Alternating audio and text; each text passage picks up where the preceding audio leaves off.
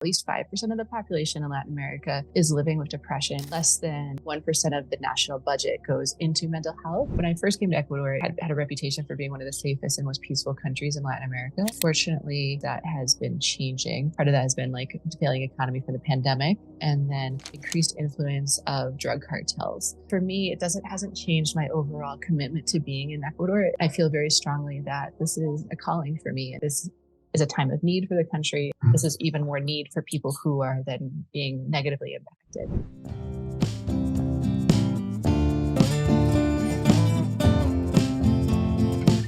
So welcome to the Flourishing Minds Fund podcast. My name is Chris Underhill and I'm your host. I am a social entrepreneur in the field of well-being and global mental health. Today we welcome Joy Bittner, who is the founder and CEO of Vida Plena, based in Quito, Ecuador. Joy, welcome.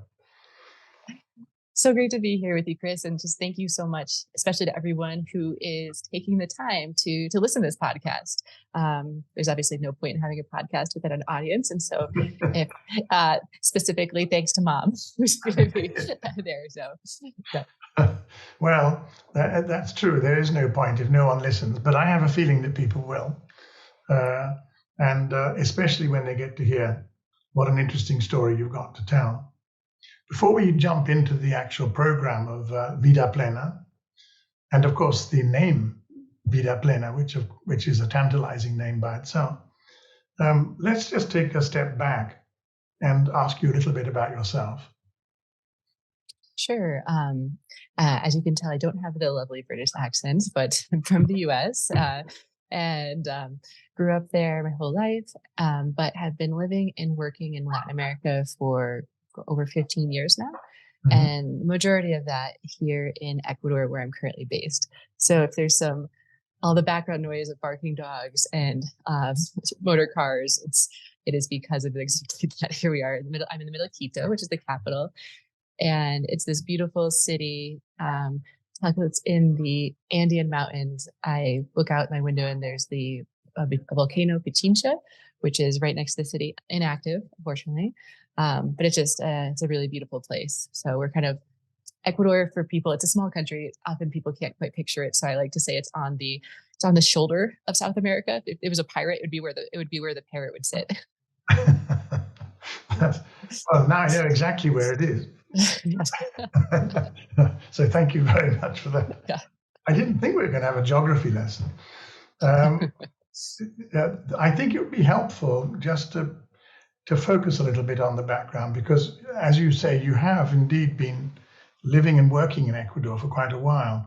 And almost every job you've done seems really rather fascinating and worth a podcast in its own right. Just give us a little bit of a thumbnail sketch as to the sort of things that you've been up to before you started Vida Plena. Yeah. I started out working in, I guess, like kind of side background. I was interested in, as my mom would describe, kind of a bleeding heart. So I was always interested in helping people.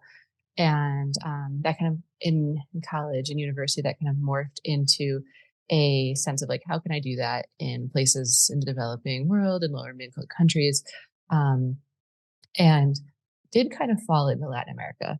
I always thought, much development funds go into Africa, so I thought I would be there. But to this day, I haven't yet to spend any time in Africa. But I started working in the Dominican Republic, working with some community development programs. And then a good bit of time in Honduras. I was there for 2 years. We were working on a public health program, and specifically in very rural villages, subsistence farmers, and helping to just build some of the basic infrastructure to improve overall health. So we're putting in cement floors, clean burning stoves, latrines, things like that. And so what was really beautiful about that particular role is just getting to very much work and spend time with people in their homes, and to see very much their day-to-day realities. Just to jump in there, is that where you were running the public health brigades? Absolutely. Yes, exactly. Right. Didn't you found that? I did, yes. You are With a like, modest. You are a modest old thing. You should have at least said that. it was part of like a great team. Like I was part of the overall structure of Global Brigades at that time, and it was a really great team of people also who made that happen. And so a couple of people who helped put together the idea, and then were alongside. And so it really was a team effort to bring it to fruition. And so Great. And then you moved to Ecuador at a certain point in your career, and then you've had quite a lot of experience of working in Ecuador, mostly in a different field. Am I right? yeah, so I kind of through that experience, I became very interested in what the development world is called as livelihoods, basically helping people to have jobs that pay enough for them to be able to live off of. One of the things I saw with Global Brigade is like, so usually we'd be working in these villages, about 100 families, and there'd be one or two people who already had a latrine. And they're the families who had a slight better, for whatever reason, a little bit more money, and they could afford it. And so I became very interested, like, how can we improve people's income? And so I was offered a position here in Ecuador. This was why I came, working with a fair trade company. It's called Fair Collection now, that works with indigenous women who make handmade jewelry, and with the goal of being able to give them a living wage. Yeah. And so I did that for quite a while, 8 years, a lot of fun getting to play with colors, I could name colors quite well. And now, and just design and understanding, it was a company, which was really a fantastic experience because it helped me to understand just a lot more of the ins and outs of business, specifically a smaller business. Yeah. And just how all of those pieces that come into it. And so that was really, again, just like it was a wonderful experience being able to work with those women. We worked with about 20 women. But kind of after a number of years, started to feel frustrated by the inability to have a broader impact. Right. It was life-changing for those women, their families, and a little bit down the supply chain of raw materials. But it was hard, just given market conditions, it was hard for us to grow the company and be able to continually bring on more people. And so I started to think about, like, what else could we be doing? I kind of started looking for other possibilities. And there was a lot of things that were kind of floating around at my time. And so my mind at this time of what could that be? But really still thinking about, like, what can we do that can have like a bigger impact? Right. And so that's kind of where it stepped in from there. Right. And I think it's fair to ask because, there are two things.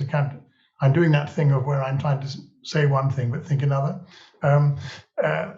I suspect that livelihoods will come up in our conversation in a minute because it seems so relevant for poor people. That was the thing that was in the back of my mind. But the thing that was in the front of my mind, and what I wanted to ask you now is how did you get to the basic idea of working in the field of mental health? Because it is a big step. I can see that you've already started to. I mean, you've learned a lot already, even in this stage in your career description, of how to start a program, how to start an organization, how to get things going. Obviously, your Spanish would have been much improved by the time you were at this stage, and so. I can see all of that would be enormously helpful in starting any new venture. But how did you get to the whole question of mental health? Sure. So, I mean, I think broadly, I think you start to step back. We kind of sometimes we put these things in boxes. We call things mental health, physical health, but it's life, right? All of us experience this on the daily basis, the ups and downs of moods, the difficult moments, and very few of us, even if it wouldn't be a clinically diagnosable depression, have definitely been through very low times. And just kind of seeing that and seeing how those things, all of us are affected by that. And then I guess specifically, I was always interested in how people work together, how people interact. I, in undergrad in the US, studied psychology, and then I did a master's in social work, followed by a second degree in nonprofit management. But really just, there was always this sense of like people how people, when we're going through a moment, and it's like, how can we come together as a community? What can be those people? Who are the people who can be those, the nomenclature now, like social supports, but it's really those friends who are willing to listen, or just like that one person who kind of stops and makes that difference. And then what are some of the features then that like help somebody to kind of move past that moment? So it's kind of like just all of those lived experiences that we all have gone through. And people we care about, watching people you care about, friends and family. But that still doesn't, I'm sorry to interrupt you there, but that still doesn't automatically bring you to thinking, aha, I know, I must start an organization that works in depression. Absolutely. Yeah, absolutely. I have to 100% give my inspiration to Dixon with the Friendship Bench. That's a fantastic organization out of Zimbabwe. Mm-hmm. And what he did, he's a Zimbabwean psychiatrist, and he started an organization bringing mental health to local communities, specifically training grandmothers in how to do basics of CBT, cognitive behavioral therapy. And it really attracted me to his program was those two features. It was because I had seen what my experience with seeing mental health was much more or less formalized clinical mental health of like, it's just you, this is something you leave to the professionals. And that was kind of the training I had seen. And it was, you have to be in the US to be a psychologist, you have to go through a PhD program and many years. The idea that community members could also be exceptionally effective, and this is something he had demonstrated through many studies, I think it's almost 100 published studies, was so compelling to me. So this is a big shout out. This is a big shout out to Dixon Chibanda. Yes, absolutely. The Friendship Bench. Well, that's lovely. Sorry, you go on. Oh, and so I think what I had seen, I'd be curious, I'm sure your experience as well, Chris, is there's the general frustration of a lot of people once they spend enough time around the development world of like, is what we're doing really effective? Yeah. Is this actually making a difference? Or is it just like a lot of wheels spinning and good intentions, but low results? And the fact that he had demonstrable results was something a model I absolutely wanted to replicate. Yes, absolutely. Yeah. Well, what a wonderful example to take. And also lovely to think of, such a wonderful project in the global south being taken to and influencing the global south in your own neck of the woods. That's incredible. I was with Dixon last year at the Skull World Forum, and I had the privilege of moderating him along with another couple of social entrepreneurs, talking about the well-being of social entrepreneurs, in fact, and how they looked after themselves, which was interesting. So look, now we have edged into this very exciting part of the podcast where we're going to talk about what you do at Vida Plena. And why don't you take us step by step through it? I'm going to probably interrupt you from time to time, but that's just because I'm, terribly curious to make sure that we get to all the interesting bits.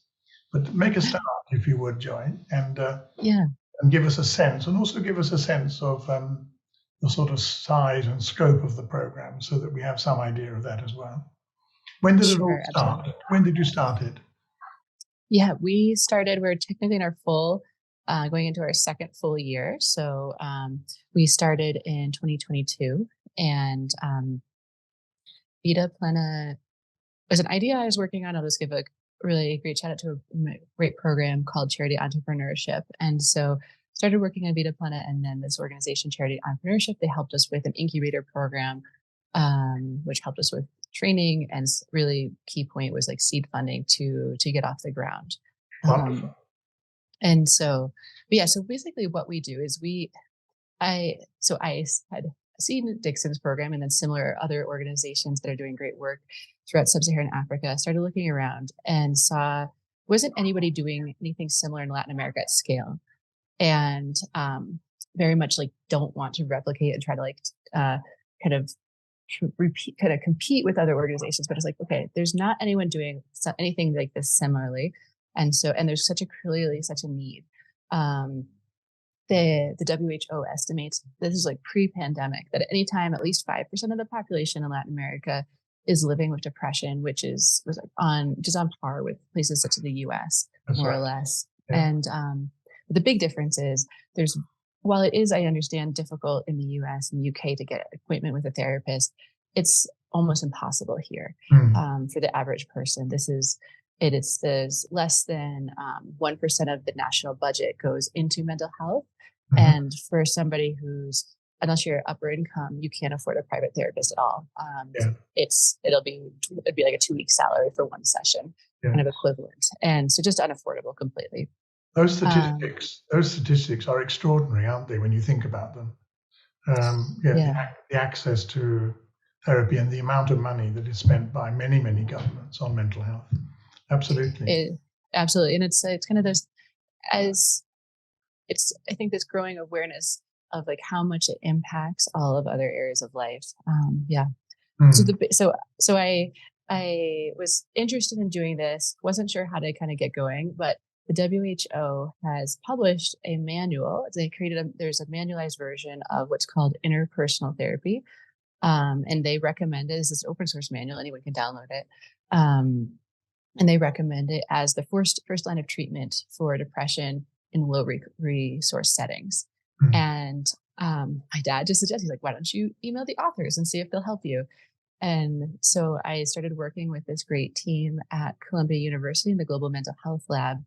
And they then trained us here in Ecuador. It's myself, my co-founder, who's an Ecuadorian clinical psychologist, Vida Plena. We have another supervising psychologist, and then we hired a team of 10 community members to be able to work as group facilitators. And so basically the way that works is we screen people for depression. Specifically in our case, we use an evaluation called the Patient Health Questionnaire 9, the PHQ-9. Yep. It's a very standardized measure of depression. As a side note, I always find it interesting to point out, this is a key, I think is key. Part of bringing the mental health back to communities, it's not the psychologist sitting in front of the person and saying, okay, checking the boxes and evaluating them. It's literally the person's own evaluation of their depression symptoms. The person is doing a self-evaluation. And in some ways, so we don't clinically diagnose anybody. We're not pulling out the DSM-5, 6. But the important point is it's really how the person feels. It's a subjective experience. Depression, it doesn't matter if I say you have depression. It matters if you feel that you are suffering. Yeah. And so we use this as a way to be able to establish a cutoff of people. So we use a 10, score of 10, which means somebody is like moderately depressed. Sure. And we don't have an upper range. So we will accept people all the way to very severely depressed people. Right. And all ages, all genders? We work with men and women. And their groups are mixed. It does end up being more women by about like 80%, 85% women. But at this point, we work with people age 18 and above. I think we'll start expanding into adolescents in the next year or so. But to date, we work with adults. Right. And so once somebody's like applied for the program, they've passed that initial screening.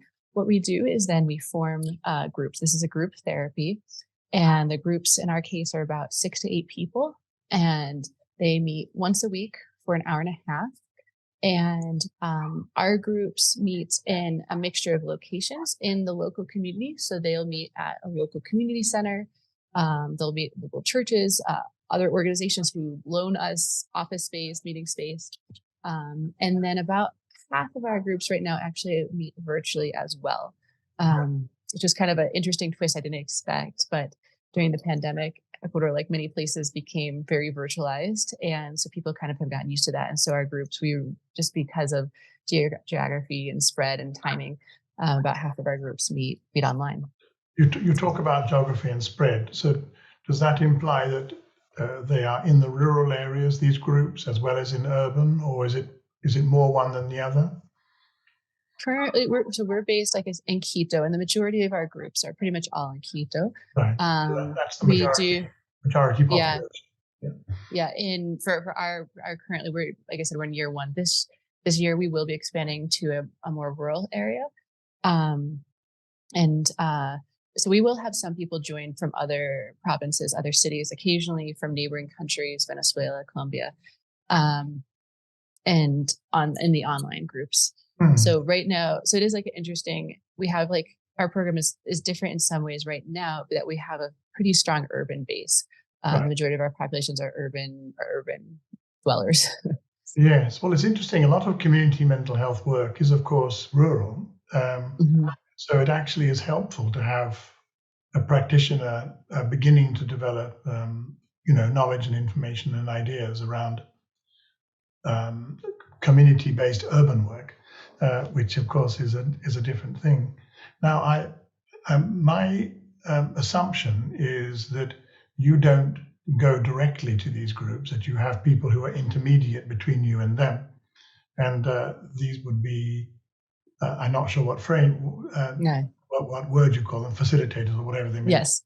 But would you like to just tell us a little bit about that? Because, of course, that's the way in which you're going to extend your benefit, isn't it?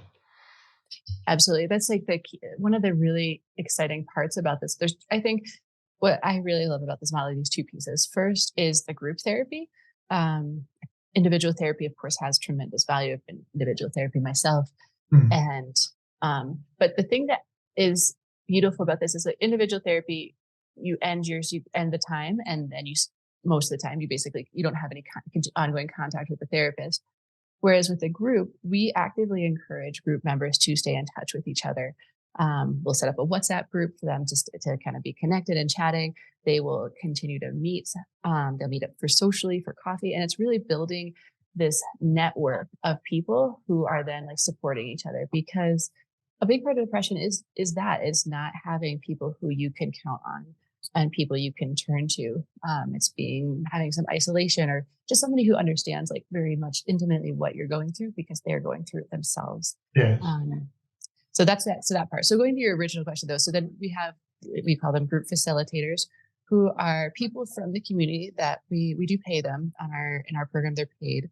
And they are trained and certified in interpersonal therapy. And so interpersonal therapy, for people who are more specifically interested in the psychology of it, the baseline has 4 kind of pillars. They'd say like kind of like bases for where depression comes from. That's bereavement, grief from a loss of a loved one. Conflict, that's could be a conflict with a spouse, conflict with a boss, but like a lot of conflict in your life. The next one is like life transition. That could be positive, like having a baby, but it's still a big life transition, or it could be negative, like losing a job or getting divorced or having to move countries. Right. And then the last one is social isolation. So just not having, either never having developed those very good social skills, or maybe because of like forced migration, losing contact. And so those are kind of the 4 pillars of interpersonal therapy. And then there's several different techniques that we're working on from there. But what I really do love about interpersonal therapy is that it's pretty intuitive. And I think that's helpful. I think cognitive behavioral therapy is also very strong, also evidence-based. But interpersonal therapy is the techniques and the practices aren't that unlike something that a very emotionally intelligent friend would do. And so it's helping to break down that conversation, that fight that you had with your spouse. Like, what did you say? Well, like, maybe that was kind of like maybe you don't, helping the person to realize, like, maybe they're being very defensive, or maybe they're being antagonistic, or like, what did they really want to say? And like, how do you think the other person interpreted what you said? And so kind of like breaking down some of those pieces, doing role plays to practice if you want to have that difficult conversation with your adult child, like, okay, let's practice having that difficult conversation so you can get the words right and like really get your message across, and the rest of the group will like actually help to role play that. And so so the group facilitator is like sort of is leading those conversations and using these very easy to learn techniques. And that's so what a group meeting will look like is everyone come in, and the group facilitator and in an average meeting, we'll just like spend some time like going through each person, like, hey, what happened this past week? Okay, like what did you do that helped you to feel better, or what happened that made you feel worse? And so really helping that person to develop somewhat, it's a sense of agency, that like depression isn't just something that happens to you, but there are certain things we can do to make it better. And there are certain things we can do to control the symptoms. And so trying to help people to learn those things with very much the goal that it's not just for now, but it has a longer lasting. effect. Yes. And let's just take a step back. What would make a good facilitator? What would be, a tip? I was looking at your website, and I could see these wonderful faces of the facilitators. They're obviously a very cheerful bunch, apart from anything else, which is lovely. But what makes a good facilitator? Because they obviously come from different backgrounds. They're both men and women, and so on and so forth. Yeah. We're following in the footsteps of other organizations. It would be considered lay community mental health workers. So they don't have to have a background in mental health previously. And in the literature, it's called task shifting. Is the model of like you shift certain tasks from professionals to a lay person. Sure. So what we were looking for. When Anita and I sat down and we were like, okay, what do the key characteristics that we want? And high education didn't matter. Really, we were looking for people that were very empathetic. Key characteristics: empathetic and emotional intelligence. Those were the biggest things we were looking for. Yes. And avoidance of a tendency to moralize or tell people how to people who they have good intentions, but swoop in and be like, oh, this is how you fix your life. Let me give you all of the answers. Like it's very well intentioned, but it's not going to work well as a therapist. Yes. It's like I'm a professional mentor. And one of the things that we have to avoid, like the plague, is telling our old war stories, Absolutely. Although I think they can be very interesting. Yeah. Yeah. What we did over a coffee maybe, but not in the context of a group or whatever, or a client for that matter. Yes. Yeah. And so one of the things that we did, Columbia has complimented on us that they've done this training now for over 15 years, groups all around the world. The entire ministry of Lebanon is using this health in Lebanon is using this model. But they complimented us as they said they're the first cohort that the facilitators that they did the original training, no one has dropped out yet. Oh, that's really good.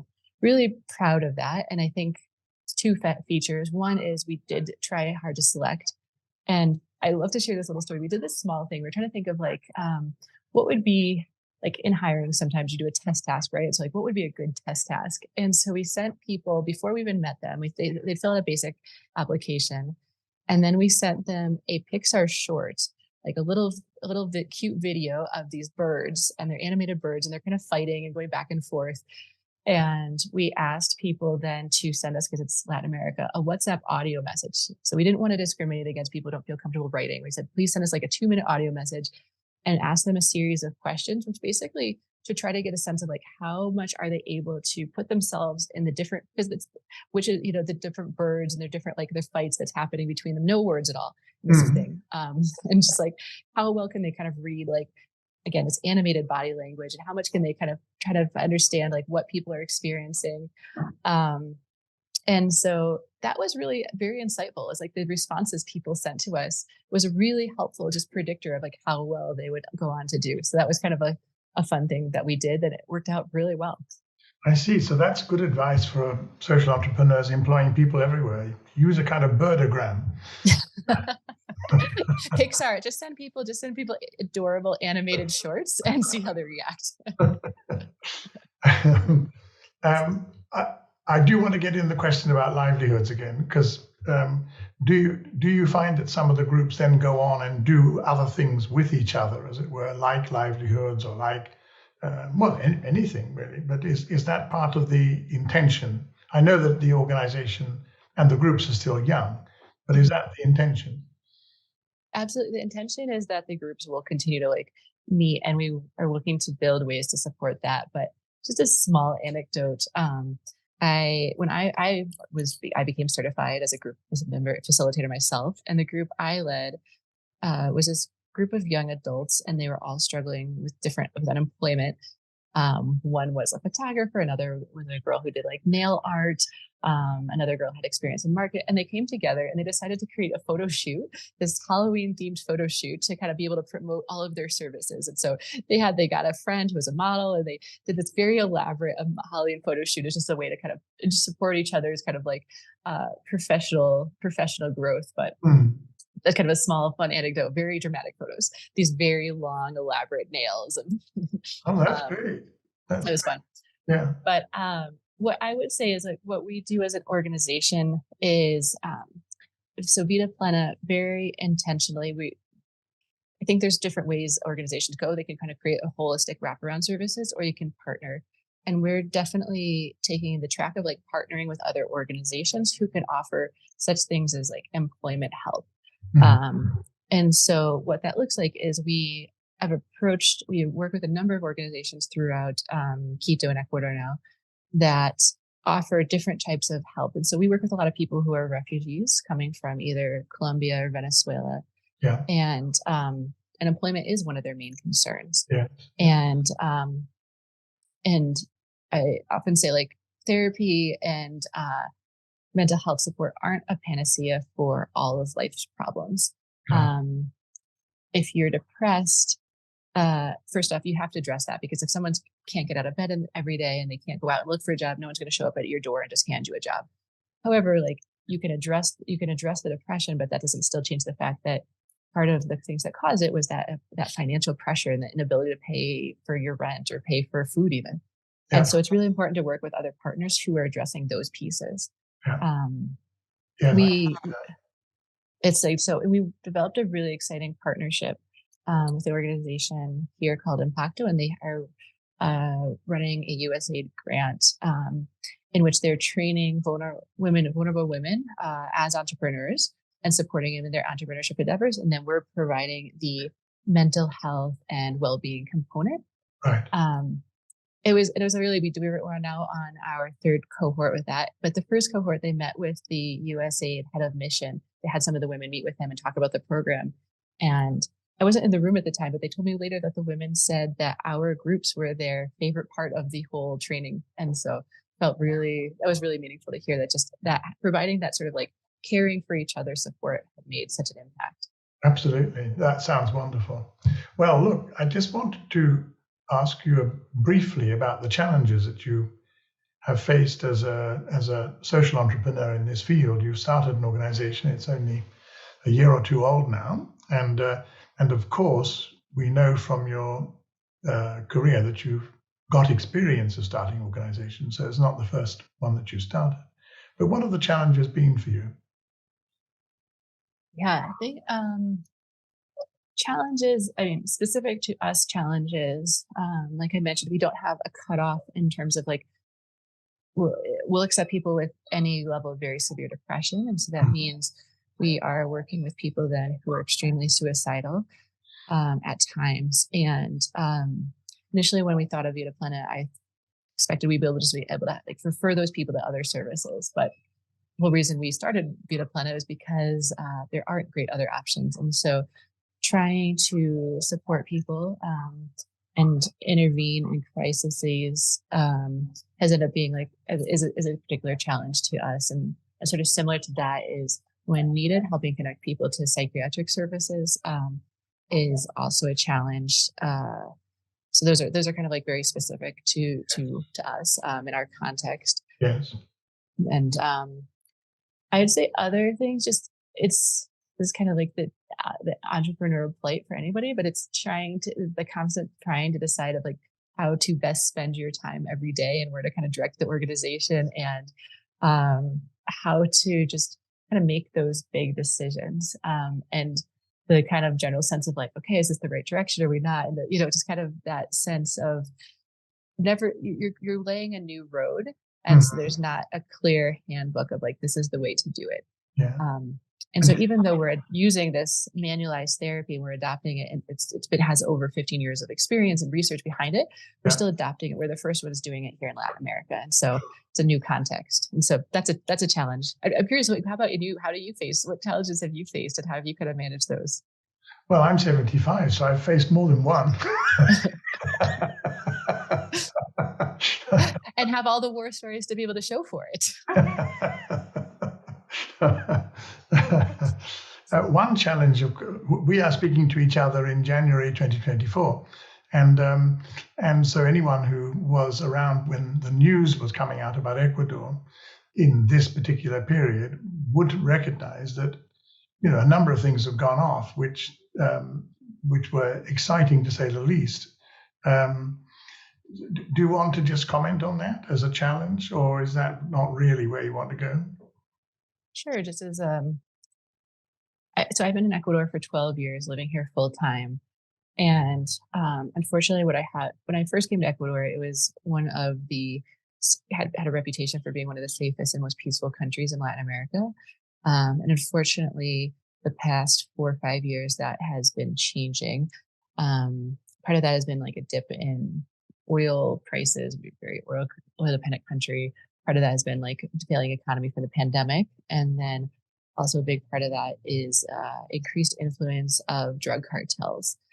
Trafficking drugs through Ecuador's ports, which are very not secure. And so it's very easy to send cocaine, which is being produced in Colombia and Peru, through Ecuador to places like the US, Europe, and Australia. And so because of that, there's been increased turf wars and increasing levels of violence. And it's really discouraging to see. And it's really... So my one call I will have to this is my the one high horse I have to get on. I was like, if I have people in liberal circles sometimes think it's fine and they don't think about the downstream consequences. But like if you have friends or your friends of friends are using coke and they think it's not affecting people, it is. And this is one of those things I feel like pretty strongly and passionate about. I think sometimes it's easy for people in liberal circles to be like, yeah, I just do this and you buy this thing from the guy, but like, it has intense downstream consequences. And the violence and murder rate in Ecuador had shot through the ceiling in insane levels. And Ecuador's now been labeled as the most violent country in South America. And it's not something that I feel in my day-to-day life. My day-to-day life it's more in the port cities on the coast. And like I said, I live inland. So there's pieces, so it affects in indirect ways, but it does have an overall feeling of like the country feels, people do feel less safe. It affects our facilitators.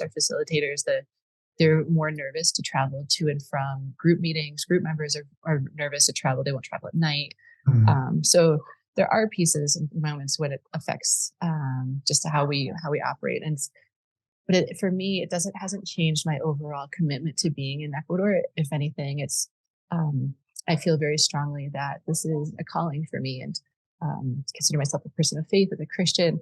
This is my calling to be here. And if anything, it is just reaffirmed. Like if this is a time of need for the country, this is even more need for people who are then being negatively impacted. So. Exactly, and of course, starting an organization which has so much relevance, which is very important. Joy, one of the things that I know will happen to this podcast is that people who are starting out will be looking to you for any advice or tips that you might have. And although you're very experienced as a social entrepreneur and a starter-upper of things,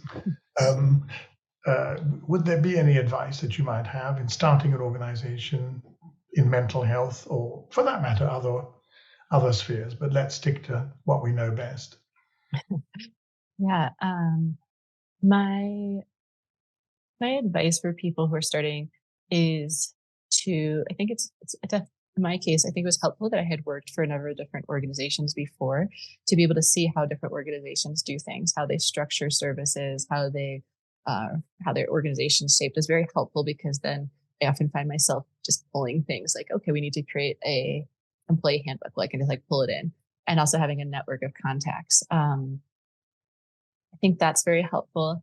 I think the other thing that I would recommend to people is the importance of developing that network and developing really strong partnerships. So, for example, when I decided I want to start Vida Plena here, we work very closely with a local organization, local NGO, Ecuadorian, Les Ecolibri, and they very generously we'll help you to run your pilot. You'll include you as an umbrella. They had a reputation, so they're very willing to lend us their reputation.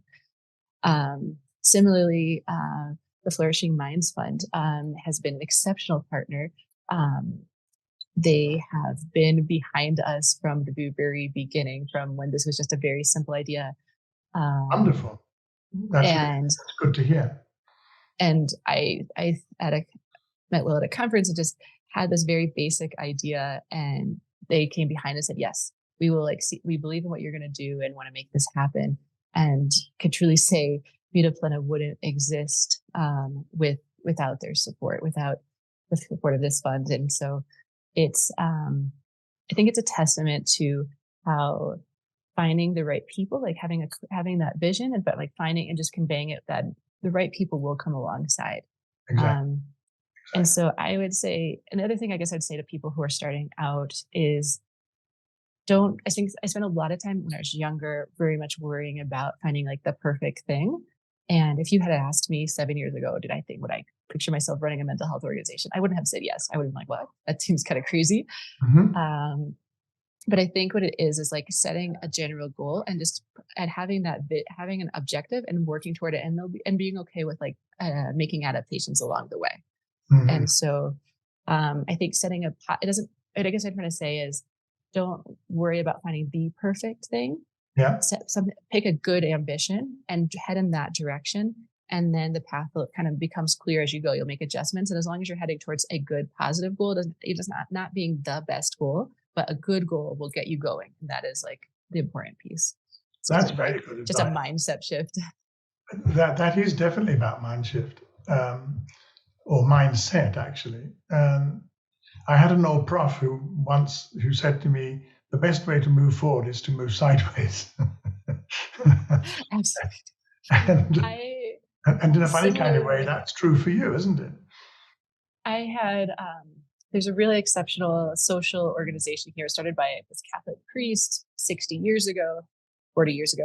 And he transformed this little village, and they have this really great, vibrant social business making beautiful Italian cheeses in the mountains of Ecuador. And I met him. I had the fortune to meet him, and I asked him, like, how did you kind of do this? How did this happen?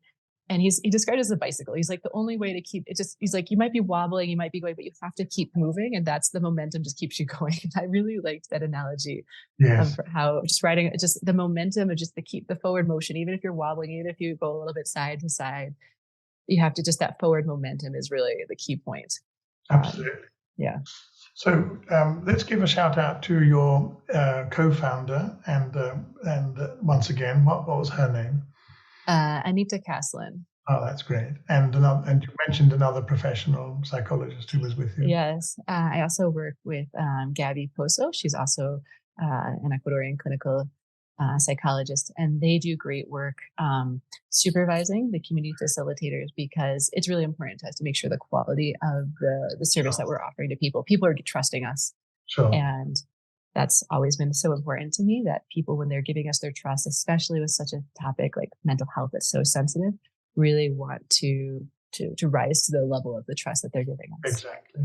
And if people wanted to find you on the internet, what would the website be?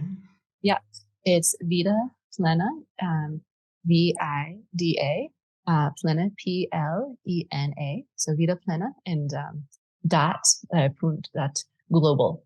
And so Vida Plena in Spanish, for those who don't speak Spanish, it means a flourishing life. Okay. And it's really just kind of, it catches the essence of what we're trying to do, is not just help people like get out of depression or reduce their depression. It's really, the goal is to help people to have a flourishing life, a life that's abundant.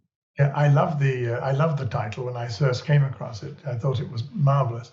By the way, I have a little treasure chest of titles of organizations that I've yet to start. Well, I don't know. Maybe you don't want to steal them. I would love to hear one, though. Maybe one that's like in the lower level, not the top one, but what's a lower level title? I register the best ones with a domain name. Oh yeah. Wow.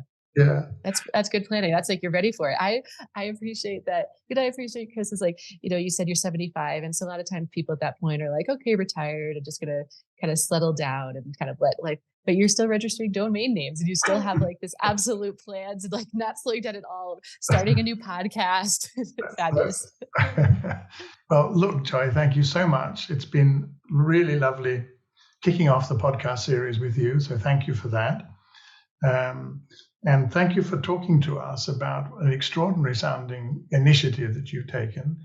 I know that Vida Plena is going to go from strength to strength. And I think one of the reasons is because you're depending upon the common sense and the goodwill of lots of people that you work with, which makes a great deal of sense. And of course, the goodwill of the people that you mentioned in the podcast, whether it's WHO, whether it's Columbia University, and of course, Flourishing Minds as well, which is great. So look, thank you ever so much. We've learned a lot from you. And we've learned actually about how you put a program into place, which is actually quite complex, and it's really been good to sort of take it apart a bit.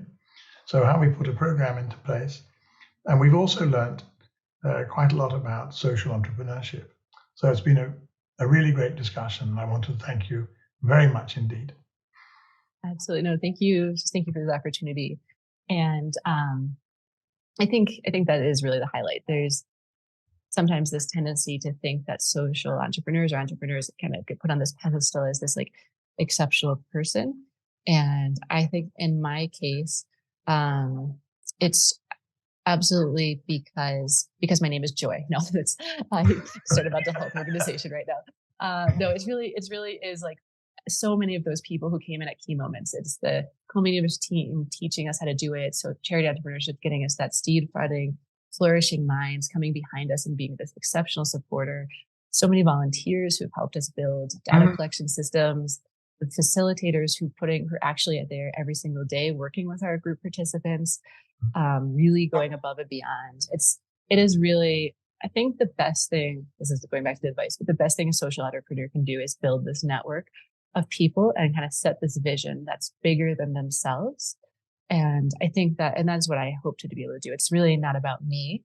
I see myself as this gardener, and my job is to kind of help like shape the thing and kind of pull up the weeds. But it's really bringing so many more people together so that this bigger vision can take life. And just thank you, Chris, for really just supporting us and helping to highlight some of our work. And if there's other people who want to get involved too, I'll just throw my email out, which is joy@vidaplena.global as well. So. That's great. Well, that's absolutely marvelous. And you used the metaphor of gardener.